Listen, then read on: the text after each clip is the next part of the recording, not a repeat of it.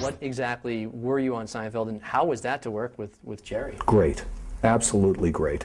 It was one of the truly greatest and rewarding and experiences that I've had, and one of which I feel most proud. I feel proud whenever you're on a show like Sopranos or 24 shows that are really successful. You feel like, you know, the hard work that you've done over the years has paid off, and so you're getting to work with a show that's very popular with people, and that's very rewarding. But the beauty of Seinfeld was that the actors, George, Julia Louis-Dreyfus, Kramer, and Jerry, were producers.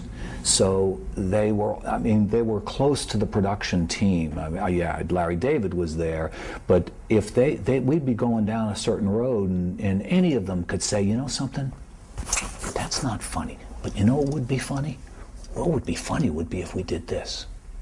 And it would change, just like that. I've played priests and businessmen and FBI agents and astronauts and terrorists and all kinds of different characters, and I don't approach Jigsaw, nor would I approach playing Freddy, I don't believe, any differently than I approach any of those other characters. I ask myself questions about, I study the script, I ask myself questions about my backstory and what I mean by the things that I say. And then I ask myself, who am I, where am I, what do I want, when do I want it, and how am I going to get it? And for the Nordic in the firm, I wrote 147 pages on those questions, because a lot of, I mean, you know everything that happened to you today from the time you got out of bed, because it's real.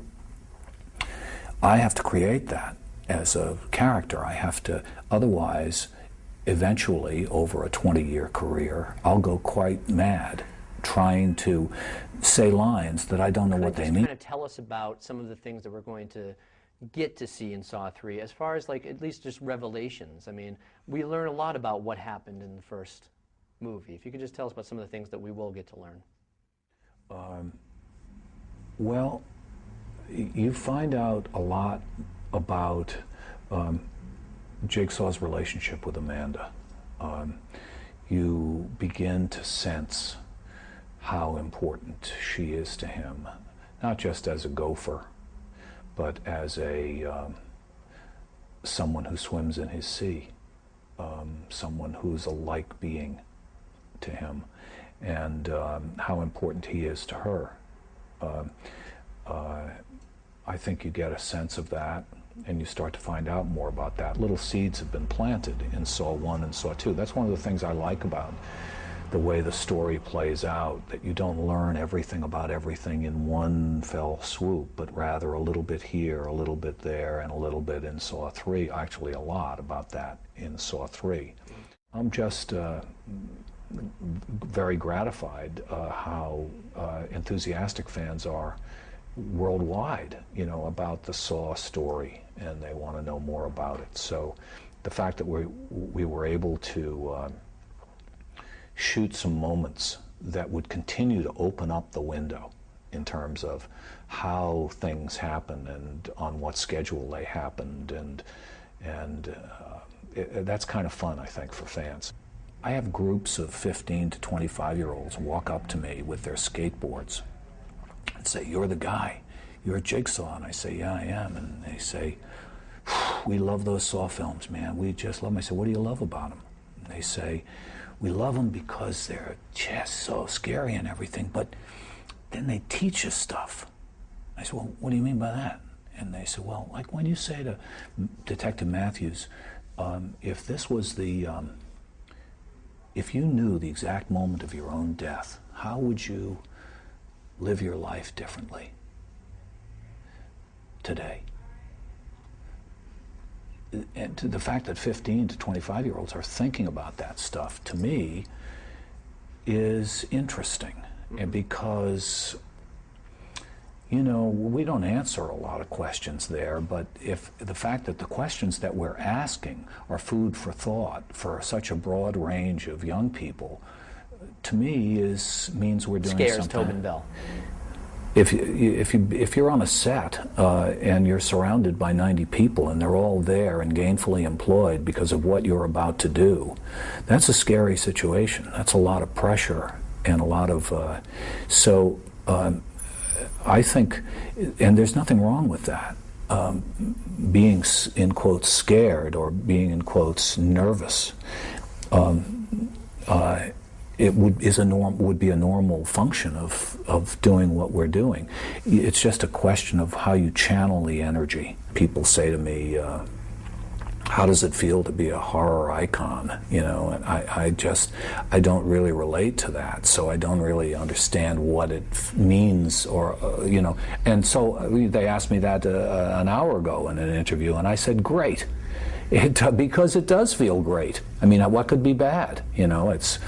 The alternative is nobody knows who you are. Over the years, you've worked in comedies, you've worked on westerns, all kinds of various things. Are you surprised that the roulette wheel, if you will, stopped on horror for your big breakthrough? No, because it's an odd business. You know, I'm not surprised at all. There's a bigger plan than me, or anything that I can try and control, or some agent can try and control, or there's a bigger plan, and so I accept that and I understand that, and I take every new thing that happens, whatever it is, as an opportunity. One of the most iconic voices of this generation.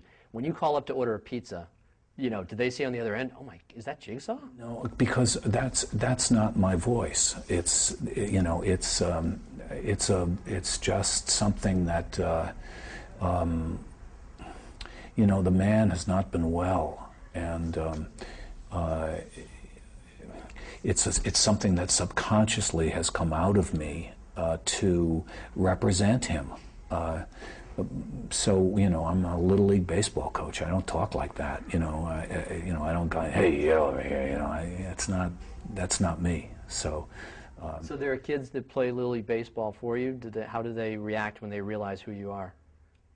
Or have they even seen the movie? Well, they have much more experience with me catching pop flies than they do, you know, and most of them haven't seen it. There's some of them who have, and I'm always surprised when parents let their 11 or 12-year-olds see this kind of stuff.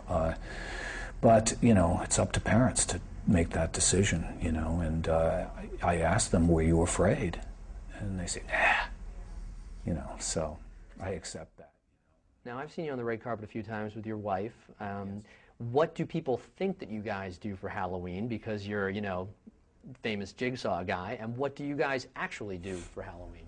I don't know that people think we do anything, but what we actually do is we generally, every year, the last 3 years in a row, we go to a friend's house in close to home, and have some dinner, and sometimes go for a walk on the beach, and then we come inside and it gets dark and the kids get all dressed up, and last year my son dressed up as Billy, the puppet. Oh, okay. Yes, and he had the mask, and Billy wears a black tuxedo and a white shirt and a little red bow tie and sneakers, and everyone knew who he was. They said, "Oh, wow, you're Billy the puppet." Must make you very proud to see him kind of looking up to you in a way. Yeah, I think he liked that people knew, and there weren't any other Billies, because I'm the only one who had the mask.